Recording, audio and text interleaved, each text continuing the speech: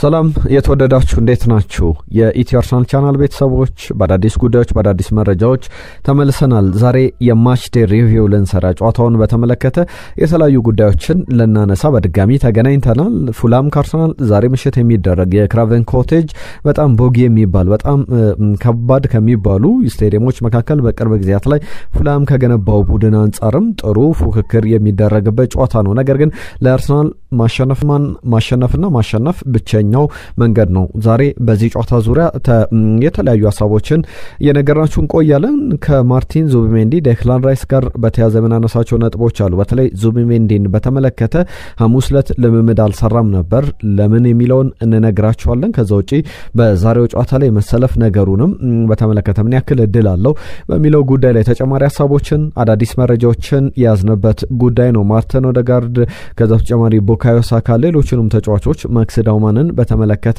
የምናነሳቸው የምንነግራችሁ ጉዳዮች አሉ በዜናዎቻችን በስፋት በርከት ያሉ ጉዳዮችን እያነሳን እንቆያለን ሚኬል አርቴታ ስለ ቪክተር ጊዮኬሬሽ አንስቷል ከቪክተር ጊዮኬሬሽ ጋር በተያያዘ በሱ የጨዋታ መንገድ በሱ ብቃት በሱ እንቅስቃሴ በጣም ደስተኛ ነኝ የሚል ነገር አንስቷል ያ ምን ማለት እንደሆነም እንነግራችኋለን በመንገድ ሊጠቀምበት እንዳሰበ በቀጣይ ጨዋታዎችም ላይ ገና የመጀመሪያ ግንኙነታችን ወቅት ጀምሮ የተነጋገርናቸው ነገሮች አሉ ብሏል ስለ ኤኳዶራዊው ተከላካይ ፒየሮ ኢንካፒ ከሌቨርኩሰን የመጣው በሁለቱ ክለቦች መካከል ስላለ ስምምነት አስገዳጅ ሕግ እነግራችኋለሁ እንዲሁ ደግሞ በዛሬው ጨዋታ ላይ ደግሞ ምን ያክል ደቂቃ ሊያገኝ ይችላል የሚለውም ጉዳይ በዝርዝር የምንመለከተው ጉዳይ ነው ስለ ስትራን ክሮንኬ የክሮንኬ ቤተሰቦች ሌላ ክለብ እንዲሁ ከፉላም ባለቤቶች ጋር ተያይዞም የሚነሳ ነጥብ አለ ቲየሪ ሄንሪ ልጆቹን ይዞ በኤምሬትስ ተገኝቶ ነበር በጣም አስቂኝ አጋጣሚ ተፈጥሯል ፈገግ የሚያስብላችሁ ጉዳይ ነው እሱንም ይዘናል ከዛ ውጪ በአርነ ስሎት በኩል ስለ አርሰናል አጫወት ስለ አርሰናል ብቻ አይደለም ስለ ሊጉም አንዳንድ መረጃዎችን ሲያነሱ ነበር በትናንትና ጋዜጣዊ መግለጫ ላይ በእነዚህ ሐሳቦች ላይ ደግሞ እኔ አንዳንድ የአርነ ስሎት ሐሳብን የሚቃወሙ ዳታዎችን አንስቼ የምነግራችሁ መረጃዎች ይኖራል ፉልሃምና አርሰናል ጨዋታ ግን ዋነኛ ትኩረታችን ይሆናል ከዛ ውጪ ግን ዝውውሮችን ይዘናል ሁለት ዝውውሮችን ሁለት ተጫዋቾችን በተመለከተ አንደኛው ከብራዚል የሚመጣ ተጫዋች ነው እሱን በተመለከተ ኢኤስፒኤን ብራዚል ይዘው ተወጣው ዘገባ አለ ከዛ ውጪ በሌላ ተጫዋች በኩል በቀጣይ ጊዜያት ላይ ከአንዳንድ ኳክብት ጋር ያመሳሰሉ ትልቁ የእግር ኳስ ኮከብ ይሆናል ብለው ቅድሚያ የሚሰጡት ተጫዋች ነው የተጫዋች ከብራድሊ ባርኮላ እንዲሁም ደግሞ ማይክል ኦሊሴ ጋር እየተመሳሰለ የተነጻጸረ የሚገኝ ተጫዋች ነው ፈረንሳዊ ከመሆኑም ጋር በተያያዘ ነው የተጫዋች ማን ነው አርሰናል ለምን ፈለገው የሚለውንም ጉዳይ በዝርዝር የምንነግራችሁ ነው የሚሆነው ሌሎች ሐሳቦችንም ይዘናል በቻላችሁት በያላችሁበት አብራችሁን ቆዩ የኢትዮ አርሰናል ቻናላችንን ሰብስክራይብ አድርጉ ቤተሰብ ሁኑን በየለቱ አዳዲስ ዜናዎችን አዳዲስ መረጃዎችን አርሰናልን የተመለከቱ ጉዳዮችን ብቻ እያነሳሳን እየቆየን እንገኛለን አብሮነታችሁን ደግሞ ከልብ እንፈልጋለን ሐሳቦቻችሁን ጻፉልን በመናነሳቸው ጉዳዮች ላይ ትናንትናም ግምቶቻችሁን ያስቀመጣችሁ ተከታታዮቻችን አላችሁ ዛሬም ፉላም ከአርሰናል ማን ያሸንፋል በቁጥር ግምቶቻችሁን አስቀምጡ ቪክተር ጊዮኬሬሽ ግብ ያስቆጥራል ብላችሁ ታስባላችሁ ወይስ ሌላኛው ግብ አስቆጣሪ ማን ሊሆን ይችላል በዛሬ ጨዋታ ላይ እነማንስ በመጀመሪያ አሰላለፍ ሊገቡ ይችላሉ የሚለውንም ጉዳዮች ጻፉልን እንወያይበታለን የተለያዩ ጉዳዮችንም ይዘናል እንዳልነው ወደ ጉዳዮቻችን በቀጥታ እናልፋለን በዛሬው ዕለት የሚደረገው አርሰናልና የፉላም ጨዋታ የክሮንኬ ቤተሰብ የአርሰናል ባለቤት ነው የካን ቤተሰብ ደግሞ የፉልሃም ባለቤት ነው ካንና ክሮንኬ ፉላም ከአርሰናል በሚያደርጉት ጨዋታ ላይ ዛሬ ምሽት ነገ ደግሞ በአሜሪካ ኤንኤፍኤል ፉትቦል የአሜሪካ ፉትቦል ላይ ራምስ የክሮንኬ ቤተሰብ ክለብ እንደሆነ ይታወቃል ካን ደግሞ ጃጓር የተባለ ክለብ አላቸውና ሁለቱም በተለያዩ ቀናት በአንድ ቀን ልዩነት በባለቤትነት በሁለት የተለያዩ ክለቦች የሚያደርጓቸው አይነት ጨዋታዎች ናቸው ለሁሉም ዛሬ ምሽት የሚደረገው ጨዋታ ብዙ ትኩረትን የሚስብ ነው የሚኬል አርቴታ ቡድን ወደ ክራቨን ኮቴጅ ተጉዘው 2023 ላይ 3-0 ካሸነፈ በኋላ ከዛ በኋላ በደንብ በውጤት ደረጃ በክራቨን ኮቴጅ የሚቸገርበት አይነት መርሃ ግብር የሆነ በተደጋጋሚ የተመለከተን እንገኛለን ያንን ደግሞ ለመቀየር ትክክለኛው ጨዋታ ዛሬ ነው ባለፉት ጊዜያት ላይ ትናንትና በሰራነው ቪዲዮ ላይ አንስቼዋለሁ ዌስትሃም ዩናይትድን ስንገጥም ከዛ በተጨማሪ ኦሎምፒያኮስ እንዲሁ ኒውካስል ዩናይትድን በጣም የምንቸገርባቸው ጨዋታዎች ነበሩ በቅርብ ጊዜያት ላይ። አሁን ደግሞ በተሻሻለ መንገድ የአርሰናልን ጥሩ ደረጃ እየተመለከተ እንገኛለንና እነዚህ ጨዋታዎች ላይ በደንብ ጥሩ ግልጋሎቶችን የሚሰጡ ተጫዋቾችን እንደተመለከት ነው። በተለይም ውጤት በመቀየርም ረገድ አንዳንድ መረጃዎችን ስናነሳ ነበር። አርሰናል ይከብደዋል በሚባልበት ጨዋታ ላይ እነዚህን ውጤቶች አስተካክሎ አሸንፎ ተመልክተናል። ዌስትሃምን፣ ኦሎምፒያኮስን እንዲሁም ደግሞ ኒውካስል ዩናይትድን። አሁን ተረኛው ደግሞ የዚህ የፉልሃም ጨዋታ ላይ ፉልሃምን ማሸነፍ ነው። በክራቨን ኮቴጅ እንደመደረጉ ጨዋታው በመጠኑም ቢሆን ሊከብድ ይችላል ተብሎ ግምት ቢሰጥም ነገር ግን ሌሎች የሚቀመጡ ነገሮች አሉ። በሁለቱ ቡድኖች ግንኙነት እንዳነሳውት ነው 2023 ላይ አርሰናል 3-0 ካሸነፈ በኋላ በክራቨን ኮቴጅ ተከታታይ የውድድር ዓመቶች ላይ አርሰናል እየተቸገረ ይገኛል። በወቅቱ 2023 ላይ 3-0 ሲያሸንፍ ገብርኤል 21ኛው ደቂቃ ላይ አስቆጥሯል። ማርቲኔሊ 26ኛው ደቂቃ ላይ እንዲሁም ደግሞ ማርቲን ኦዴጋርድ 47ኛው ደቂቃ ላይ በመጀመሪያው አጋማሽ በገና የተቆጠሩ 3 ግቦች ናቸው። ገብርኤል ማርቲኔሊ፣ ገብርኤል ማጋሌሽ እንዲሁም ደግሞ ማርቲን ኦዴጋርድ 3-0 ጨዋታው ተጠናቀቀ። ከዛ በኋላ ግን የነበሩ ግንኙነቶችን ስንመለከት ፉልሃም 2023 ላይ ኮራት በኋላ በሜዳው በሌላኛው ውድድር ዘመን በፕሪሚየር ሊጉ አርሰናልን ገጥሞ ያሸነፈበት ጨዋታ እንደሚታወቀው ሂሜኔዝና ዴርኮቫ ሬድ ያስቆጥሯቸው ግቦች ሳካም ግብ አስቆጥሮ ነበር ቀድሞ። ነገር ግን 2-1 አርሰናል የተሸነፈበት ጨዋታ ነበር። ከዛ በኋላ ክራቨን ኮቴጅ ላይ 2024-25 ውድድር ዘመን ላይ 1-1 ነበረ ጨዋታው የተጠናቀቀው። ባለፈው አመት በእርግጥ አርሰናል ኤሚሬትስ ላይ ፉልሃምን አሸንፏል። ከዛ በፊት ግን ኤሚሬትስ ላይ የተደረገው ጨዋታ 2-2 ነበር የተጠናቀቀው። ከ2023 በኋላ እንዳልኳችሁ ነው ጥሩ ውጤት ለማስመዝገብ የነን ታሪክንም ለመቀየር የሚደረግ አይነት ጨዋታ ነው። ከጨዋታው ጋር በተያያዘ ግን የሚነሱ ነጥቦች በዋነኝነት የማርኮ ሲልቫ ቡድን ውስጥ የጉዳት ዜናዎች አሉ። አሰልጣኙም ያነሷቸው ጉዳዮች አሉ። ማርኮ ሲልቫ፣ ሳሳሉኪች፣ ሮድሪጎ ሙኔዝ እንዲሁም ደግሞ አንቶኒዮ ሮቢንሰን በጉዳት ምክንያት ሙሉ ለሙሉ እንደማይደርሱ የተረጋገጠ ነው። ከዛ ውጪ በዚህ የለንደን ደርቢ ጨዋታ ላይ ሳሙኤል ቹኩዌዜ፣ ራውል ሄሚኔዝ እንዲሁም ደግሞ ኬኒ ቴቴ በጉዳት ምክንያት ላይኖሩ ይችላሉ ተብሏል። በአርሰናል በኩል የሚነሱ ጉዳዮች አሉ። ስለ ጉዳቶች ስናነሳ አንዳንድ ተጫዋቾችን ማንሳት አለብን። ማርቲን ኦዴጋርድ ከጨዋታው ውጪ እንደሚሆን አስቀድመን ከሳምንታት በፊትም ስናነሳው ነበረ። ምክንያቱም ጉዳት የደረሰበት የዌስትሃም ጨዋታ ላይ እንደነበረ ይታወቃል። የሕክምና ምርመራ ሲያደርግ የሕክምና እርዳታም ሲደረግለት ነበረ በዚህ በለንደን ቆይቶ ከዛ በኋላ ወደ ኖርዌይ ብሔራዊ ቡድኑም ተቀላቅሎ ነበረ። ለጨዋታ አይደለም። የብሔራዊ ቡድኑ አምበል እንደመሆኑ የአርሰናልም አምበል ነው። ቡድኑን ለመደገፍ ለማበረታታት የነበረ ነው። ቤን ዋይትና ዙቢሜንዲን በተመለከተ አንዳንድ ነጥቦችን ላንሳ። የኢንካፒኤም ጉዳይ ይነሳል። ከቤን ዋይት ጋር በተያዘ ባለፈው ልምምድ አልሰራም ነበር ሐሙስ ዕለት። እሱ ብቻ አይደለም ማርቲን ዙቢሜንዲም ልምምድ አልሰራም። ቤን ዋይት ወደ አገራት ጨዋታ ወደ ብሔራዊ ቡድን ወደ እንግሊዝ ብሔራዊ ቡድን አልተቀላቀለም ነበር። ነገር ግን የጉዳት መጠኑ ከየት የመጣ ነው የሚለው ነገር ባለፉት አመታት በጣም ጠንካራ ተጫዋች የነበረው ቤን ዋይት ባለፈው አመት ጀምሮ ለምሳሌ ባለፈው አመት ትናንትናም ከነሷቸው ጉዳዮች መካከል 17 የፕሪሚየር ሊግ ጨዋታዎችን ብቻ ነው ያከናወነው።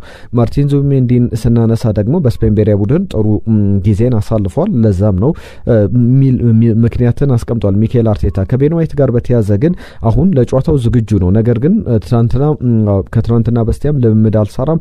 ለጨዋታው ግን ዝግጁ ነው። በተቀያሪ ወንበር ላይ ከሚጀምሩ ተጫዋቾች መካከል አንደኛው ነው። ዙቢሜንዲን በተመለከተ ሚኬል አርቴታ ያነሳቸው ሀሳቦች አሉ። ከነዚህ ሀሳቦች መካከል ተጫዋቹን በተመለከተ ለስፔን 2 ጨዋታዎችን አድርጓል። ስለዚህ ድካም አለ። ያንን ድካም ለመቀነስ ነው ልምምድ ኤክስትራ ዴዎች እረፍት ያስፈልጉት ነበረ። ለዛም ነው ተጨማሪ ቀን ልምምድ እንዳይሰራ ያደረግነው። ስለዚህ በቀጣይ ደግሞ በጨዋታው ላይ በፉልሃም ጨዋታ ላይ በደንብ በመጀመሪያ አሰላለፍ ላይ እንመለከቷለን። ዴክላን ራይስ በዌስትሃም ዩናይትድ እንደምናስታውሰው ያደረገው ጨዋታ ወደ 295 አካባቢ ነው። በሁሉም ውድድሮች ላይ 295 ጨዋታዎችን አከናውኖ ለዌስትሃም ዩናይትድ 15 ግቦችን አስቆጥሯል። በአርሰናል ዌስትሃም ከነበረበት ደረጃም በዌስትሃም ከምናውቀው ዴክላን ራይስ በእጅጉ ላቅ ያለ ዴክላን ራይስ እንደሆነ ለማሳያ እንኳን አንድ ቁጥር ልጥቀስ። በአጠቃላይ ለአርሰናል 101 ጨዋታዎችን አከናውኗል። 15 ግቦችን ደግሞ አስቆጥሯል። በግብ በማስቆጠርም በደንብ ራሱን ከፍ እያደረገ የመጣ ተጫዋች እንደሆነ እየተመለከተ እየተመለከትን እንገኛለን። ዛሬ ጉዳት ላይ ከነበረው ከማርቲን ዙቢሜንዲ ጋር በጋራ ይሰለፋሉ ተብሎ ይጠበቃል። ጉዳቱ ያን ያክል አሳሳቢ አይደለም፣ ሙሉ ለሙሉ አገግሟል ብሏል ትናንትና ሚኬል አርቴታ በነበረው ጋዜጣዊ መግለጫ ላይ። ከማርቲን ዙቢሜንዲ ጋር በተያያዘ ባለፈው የዌስትሃም ጨዋታ ላይ ተቀይሮ መውጣቱ ይታወቃል። ግብም አስቆጥሯል። እሱንም በተመለከተ በጥሩ ጤንነት ላይ ይገኛል። ዴክላን ራይስንም በተመለከተ ከካቨርስና ኖኒ ማዱዌኬ ጋር በተያያዘ ታይም ላይኖችን ብሬክ ያደርጋል ሲል ነበረ ሚኬል አርቴታ በትናንትናው ጋዜጣዊ መግለጫ ላይ። ኖኒ ማዱዌኬንም በተመለከተ ሁለቱም የሩጫ ስራዎችን ጀምሯል፣ ማገገም ላይ ይገኛሉ፣ ጥሩ ደረጃ ላይ ይገኛል። በቀጣይ ግን ወደ ሜዳ መቼ ይመለሳሉ በሚለው ጉዳይ ላይ የተቀመጠ ታይም ላይን እንደሌለ ሚኬል አርቴታ ተናግሯል። ፒየሮ ኢንካፒያን የተመለከቱ ጉዳዮችን ላንሳላችሁ። በአርሰናል እንደ አዲስ ፈራሚ በጥሩ ደረጃ ላይ እንዳለ ተጫዋች፣ ከዛ ውጪ ደግሞ በተለይ ለአርሰናል ዲፌንሲቭ ላይን አሁን ፒየሮ ኢንካፒ ያስፈልገዋል ወይ ሲባል ነበረ። ነገር ግን በትክክል እንደሚያስፈልግ በተለይ ደግሞ ጃኮብ ኪቪዮር ከለቀቀ በኋላ ብዙ የመጫወቻ ጊዜ ያስፈልገኛል በሚል ወደ ፖርቶ መዘዋወሩ ይታወቃል። ፒየሮ ኢንካፒ ሲመጣ ሚኬል አርቴታ ከቻቪ አሎንሶ ጋር እንደተነጋገረም ስለ ተጫዋቹ ያለውን ኳሊቲ በደንብ ቻቪ አሎንሶ እንዳስረዳው ሌቨርኩሰን ውስጥ ቻቪ አሎንሶ ሲሰራ ነበረ። አሁን በዚህኛው ውድድር ዘመን ሪያል ማድሪድን ከመያዙ በፊት በሌቨርኩሰንም ያንን ፒየሮ ኢንካፒን በትልቅ ደረጃ ሲጠቀመው ነበር። ይህ ኢኳዶሪያዊ ተጫዋች ዘንድሮ 1 ደቂቃ ብቻ ነው ለአርሰናል እየተጫወተው። ከዛ ውጪ በጣም በጉዳት ሲቸገር ነበረ። አሁን ከጉዳቱ አገግሟል። ሙሉ ልምምድ ሰርቷል። የፈርስቴም ሙሉ ልምምዱን አከናውኗል። ከዛ ውጪ በዛሬው ጨዋታ ላይ በተቀያሪ ወንበር ላይ ይጫወታል። ቢሰለፍ ግን በየትኛው ቦታ ላይ ይሰለፋል የሚለውን ጉዳይ እናንሳላችሁ። ጋብሪኤል ማጋሌሽ ባለበት ቦታ ላይ እንዲሁም ደግሞ ሪካርዶ ካላፊዮሪ በሚጫወትበት ቦታ ላይ በትክክለኛ አጫወት ከጆስኮ ግቫርዲዮል ጋር ያነጻጽሩታል። ጆስኮ ግቫርዲዮል በትክክል በማንቸስተር ሲቲ እንደ መስመር ተከላካይም እንደ መሃል ተከላካይም መጫወት የሚችል ነው። ነገር ግን የሚጫወተው በዊሊያም ሳሊባ ቦታ አይደለም፣ ወይም ደግሞ ጆሪን ቲምበር ቤን ዋይት በሚጫወቱበት ቦታ ሳይሆን ሪካርዶ ካላፊዮሪና ጋብሪኤል ማጋሌሽ በሚጫወቱበት የግራው መስመር ቦታ ላይ ፒየሮ ኢንካፒን ተቀይሮ ገብቶ ልንመለከተው እንችላለን። ከኢንካፒ ጋር በተያያዘ የአርሰናል ስኳድ ጥሩ መሆን እሱን በቶሎ ወደ ሜዳ እንዲመለስ ወይም ደግሞ እሱን ማጣደፍ አላስፈለገም። ምክንያቱም የስኳድ ዴብዝ በጣም በአርሰናል በኩል የሚጠራ የሚነገር ነገር ነው። እንደ ኳሊቲም ዘንድሮ ከሚነሱ ነገሮች መካከል አንዱ ነው። በመከላከሉ ረገድ አርሰናል የሊጉ አያል ነው። አሁን ደግሞ በዛሬው ጨዋታ ላይ ደግሞ ፒየሮ ኢንካፒን በድጋሚ ልንመለከተው እንችላለን። ከዛ ውጪ ከአርሰናል ጋር በተያዘ በትናንትናው ልምምድ ላይ የተመለከትናቸው አንዳንድ ነገሮች አሉ። ማክስ ዳውማንን በተመለከተ የፕሪሚየር ሊግ እንግዲህ 2 ጨዋታዎችን አድርጓልና ባለፈው ጨዋታ ባደረገበት የአሊየንድ አካዳሚ ተጫዋቾች መካከል አንዱ ማክስ ዳውማን ነው። እንዲሁ ቡካዮ ሳካም ይጠቀሳል። ማክስ ዳውማን የመጀመሪያ ጨዋታውን ያደረገው ከሊድስ ጋር ነበረ። ያንን ጨዋታ በማድረጉ ምክንያት የእንግሊዝ ፕሪሚየር ሊግ ለተጫዋቹ የጨዋታውን የበለቱ የነበረውን መጫወቻ ኳስ እንግዲህ በስጦታ አድርጎ ሸልሞታል። የሰጠው በመስታወት አድርጎ በቦክስ አሰርቶ ለተጫዋቹ እንደ ማስታወሻ አድርጎ የመጀመሪያ ጨዋታውን በማድረጉ ሸልሞታል። ለቡካዮ ሳካ ደግሞ ሌላ ማስታወሻ ተሰጥቶታል። 200 የፕሪሚየር ሊግ ጨዋታውን በማድረጉን ባለፈው ስናነሳ ነበረ። እሱንም በተመለከተ ለማክስ ዳውማንም ለቡካዮ ሳካም በቀጣይ የምንመለከተው ነው። ማክስ ዳውማንም እንግዲህ 200ኛ ጨዋታውን ሲደርስ ደግሞ በቀጣይ እንመለከታለን ብለን እንጠብቃለን። በአርሰናል ቤት ከሁለቱም ተጫዋቾች ጋር በተያዘ በትናንትናው ልምምድ ላይ የተበረከተላቸው ስጦታ ነው። ከአርሰናልና ከፉላም ጋር በተያዘ ግን ለአርሰናል በጣም ከሚከብዱ ጨዋታዎች መካከል አንዱ ነው ስል ነበር። የፉላም መርሃ ግብር በፉላም በኩል ባለፉት 4 ጨዋታዎች ላይ አርሰናል ላይ ግብ አስቆጥሯል። ከሊቨርፑል ጋር አርሰናል ክሊንሺት ማስመዝገብ የቻለው ከ20 ጨዋታዎች በፊት ነው። ከፉላም ጋር ደግሞ ከ5 ጨዋታዎች በፊት ያለፉትን 4 ጨዋታዎች በሙሉ ግብ ተቆጥሮበታል። ማንቸስተር ሲቲና ብሬንትፎርድ በተከታታይ 3 ጨዋታዎች ላይ በአርሰናል ጋር ባደረጉ ጨዋታ ላይ አርሰናል ክሊንሺት ወይም ደግሞ ግብ ሳይቆጠርበት የወጣባቸው ጨዋታዎች ከ3 ጨዋታዎች በፊት የሚቆጠሩ ናቸው። ያንን በተመለከተ አሁን ከፉላም ጋር ያንን ታሪክ ከዜሮ ማስጀመር ይኖርበታልና የሚጠበቅም ከባድ የሚባልም ጨዋታ ነው ማለት ማለት ይቻላል። ለሁሉም ከጨዋታው ጋር በተያያዘ ብዙ የሚነሱ ነጥቦች አሉ። ጨዋታውን ግን አርሰናል ማሸነፍ አለበት። ግምቶቻችሁን አስቀምጡልን። ሚኬል አርቴታ ስለ ቪክተር ጊዮኬሬሽ ያነሳቸው ሐሳቦች አሉ። ተጫዋቹን በተመለከተ በኬሬሮ አስገራሚ ጉዞ አድርጓል። አንዳንድ ጊዜ መቸገር፣ አንዳንድ ጊዜ ደግሞ በጣም አያልነቱን በየጨዋታው ግብ የሚያስቆጠረውን ቪክተር ጊዮኬሬሽ ተመልክተናል። አሁን ደግሞ ከሱ ላቀ ያለ ነገር እጠብቃለሁ የሚል ነገር አንስቷል። ሚኬል አርቴታ ካነሳቸው ጉዳዮች መካከል በተለይ ደግሞ ለቡድኑ መስጠት ያለበትን ነገር በደንብ እየሰጠ ይገኛል። የመጀመሪያ ግንኙነታችን፣ የመጀመሪያ ውይይታችን፣ የመጀመሪያ ንግግራችን የነበረው እንደ 9 ቁጥር ስትጫወት እኔ መፈልገው 9 ቁጥር ግብ የማያስቆጥረውን 9 ቁጥር ነው። ለ6 ጨዋታ ለ8 ጨዋታ ግብ ያስቆጥር አንድል ማድረግ ይችላል፣ ያንን ፕሬሸር መቋቋም ይችላል የሚል ነገር አንስቷል። ነገር ግን ያንን ፕሬሸር መቋቋም የማይችል ከሆነ የሱ ቦታ እዚህ አርሰናል አይደለም የሚል ነገር ተናግሯል። ቪክተር ጊዮኬሬሽን በዛ ደረጃ አንድል ማድረግ ለሌሎች ተጫዋቾች እድል መስጠት የሚችል ተጫዋች ነው። ያንን በደንብ እያሳየ ይገኛል። ግብ ያስቆጥርም ከሱ ግብ ለማስቆጠር ብዙ እያተረፈን እንገኛለን። ለሌሎች የቡድን አጋሮቹ ያንን እያመቻቸ እየተመለከተን እንገኛለንና ብዙ የሚያሳስብ አይደለም ሲል ተናግሯል። የተጫዋቹን ነገር በተመለከተ ባነሳቸው ሐሳቦች ላይ የተመለከትኩት ጉዳይ ነው። ቪክተር ጊዮኬሬሽ ዛሬ ግብ ያስቆጥራል ተብሎ ይጠበቃል። ጥሩ አጀማመር ይኖረዋል። ኤዜ እንዲሁም ደግሞ ዴክላን ራይስ፣ ሌሎችም ተጫዋቾች እነ ቡካዮ ሳካ፣ ጋብሪኤል ማርቲኔሊ፣ ትሮሳርድ በጥሩ ብቃት ላይ ያሉ ተጫዋቾች ናቸው። ሁሉም እስካሁን የጠቀስኳቸው በሙሉ በኢንተርናሽናል ብሬክ ወቅት ላይ ግብ አስቆጥሯል። አሁን ደግሞ የዚህ ጨዋታ ጉዳይ በስፋት የሚነሳ ነው። ከዛ ውጪ ሌሎች ጉዳዮችን ላንሳ። በአርሰናል ቤት ዘንድሮ በሁስኮርድ.com መሰረት ብዙ ኳሊቲ ካላቸው ተጫዋቾች መካከል እንዲሁም ደግሞ ሃይሊ ሬትድ ናቸው። ፐርፎርማንሳቸውም ከ10 ብዙ ጊዜ ሬት ይደረጋል። ከ10 10 ያገኙ ጥቂት ተጫዋቾች ናቸው ዘንድሮ በአርሰናል ቤት። ለምሳሌ አንድ ተጫዋች ብቻ ይጠቀሳል። ጁሪን ቲምበር ከሊድስ ጋር 10 ከ10 ያገኘ ተጫዋች ነው። ሾን ሎንግስታፍ በቦርንመዝ በኩል የዚህ የሊድስ ዩናይትድ ቦርንመዝን በገጠመበት ጨዋታ ላይ 9 ከ91 ወይም ደግሞ 9.91 አግኝቷል። ብራውት ሃላንድ ከማንቸስተር ዩናይትድ እና ከበርንሌ ጋር ባደረጋቸው ጨዋታዎች ላይ ከ9 በላይ ነጥብ የተሰጠው ነው፣ ሬቲንግ የተሰጠው ነው ከ10። እንዲሁም ደግሞ ጀርሚ ዶኩ ከበርንሌ ጋር በነበረው ጨዋታ ላይ እሱም በተመሳሳይ ከ9 በላይ ተሰጥቶታል። 10 ከ10 ያገኘ ብቸኛው ተጫዋች ጁሪን ቲምበር ነው ዘንድሮ።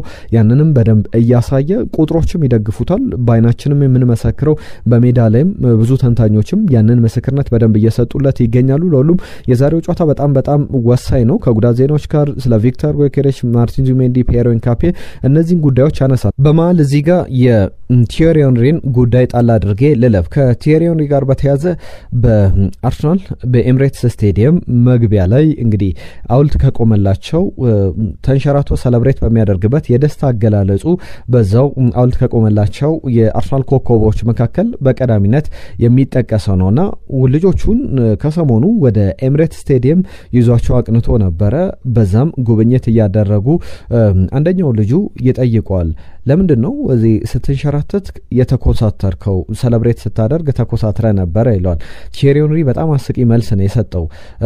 በዛን ቀን በጣም ተበሳጭቼ ነበር ይላል ቲየሪ ሄንሪ ጉዳዩን ለልጁ ሲያስረዳ። በቪዲዮ እንደምንመለከተው ቲየሪ ሄንሪ በጉዳዩ ላይ ሲሪየስ ሆኖ ነገሩን በቁም ነገር ነበር የሚያስረዳው። በወቅቱ በዛን ቀን ይህንን ፎቶ በምነሳበት ሰዓት ላይ ሰለብሬት በማደርግበት ሰዓት ላይ በጣም ተበሳጭቼ ነበረ። ምክንያቱም ይህንን ሰለብሬት ሳደርግ ግቡንም ያስቆጠርኩት ከቶትናም ጋር በነበረን ጨዋታ ላይ ነው። እኔ ደግሞ ቶትናሞችን በጣም ነው የምጠላቸው በሚል በጣም አስቂ መልስ ለልጁ ሲመልስ ተመልክቻለሁ። ለሁሉም ወደ ሌሎች ጉዳዮች ልለፍና ሌሎች መረጃዎችን ላንሳላችሁ። አንድ ሁለት የዝውውር ጉዳዮችን ላንሳላችሁ። ኤስፔን ብራዚል ይዞት የወጣው ዘገባ ነው። ከኤስፔን ብራዚል ጋር በተያያዘ ከብራዚል አንዳንድ ክለቦች አይናቸውን የጣሉበት ተጫዋች አለ። ለምሳሌ ባርሰሎና ኖቲንጋም ፎረስት ይፈልጉታል። ኖቲንጋም ፎረስት ማለት ደግሞ የአርሰናሉ ኤዱ በደንብ የአርሰናል ፍላጎትን የሚያቅሰው ነው። ከአርሰናል የወጣ አሁን በኖቲንጋም ፎረስት እየሰራ ይገኛል። በክለቡ አጠቃላይ ባለቤትነት በሚተዳደሩ ሌሎች ክለቦችም ስር ኃላፊነት አለበትና ይህንን ከብራዚል ይመጣል የተባለው ተጫዋች በኤስፔን ብራዚል ዘገባ መሰረት ቤንዴቴ ይባላል። ይህንን ቤንዴቴ የተባለውን ተከላካይ ለማስፈረም ባርሰሎናም ፎረስትም አርሰናልም እየተፋለሙበት ይገኛሉ።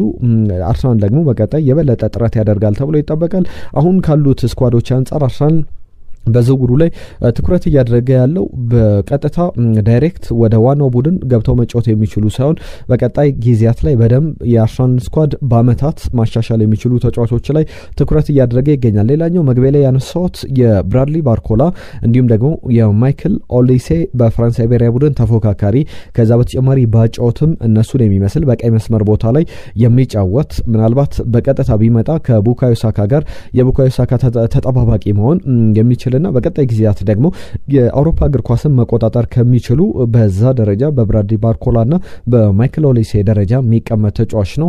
አመቱ ላይ ይገኛል። ሌፍት ዊንግ ቦታ ላይ ይጫወታል። በአይንትራክ ፍራንክፈርት እየተጫወተ ይገኛል። ጆን ማቲዮ ባዮዌ ይባላል። ይህንን ተጫዋች ለማስፈረም አርሰናል ጥረት እያደረገ ይገኛል ተብሏል። በቀጣይ ጊዜያት ላይ በአይንትራክ ፍራንክፈርት ብቻ አይደለም ለምሳሌ ፍራንክፈርት እነ ኦማር ማርሙሽን ኡጓይ ኪቲኬን አይነት ተጫዋቾችን ሸጥቷል። ቀጣይ ተጫዋች ደግሞ ጆን ማቲዮ ባኦዬ የተባለ ተጫዋች ነው። ይህንን ተጫዋች በፍራንሳይ ብሔራዊ ቡድን በቀጣይ በአርሰናልም ልንመለከተው እንችላለን ከአይንትራክ ፍራንክፈርት ዝውውሩ በኋላ በሚሉ ብዙ ጉዳዮች እየወጡ ይገኛሉ። ለሁሉም በዚህ ተጫዋች ዝውውር በተመለከተ ዝርዝር ያሉትን ኳሊቲዎች ምን ሊጨምር ይችላል በሚለው ጉዳይ ላይ ሌሎች ቀናትም ላይ በዝርዝር ይዘነው የምንመለሰው ጉዳይ ነው። አብራችሁን ስላላችሁ ከልብ እናመሰግናለን። የተለያዩ ጉዳዮችን አናንሳን በአርሰናልና የፉላም ጨዋታን በተመለከተ ከዛው ውጪ ሌሎች የዝውውር ጉዳዮችን ነገርናችሁ። አብራችሁን ስለነበራችሁ ከልብ እናመሰግናለን። ኢትዮ አርሰናል ቻናላችንን ሰብስክራይብ እንድታደርጉ ቤተሰብ እንድትሆኑ በድጋሚ ላስታውሳችሁ። ጤና ይስጥልን።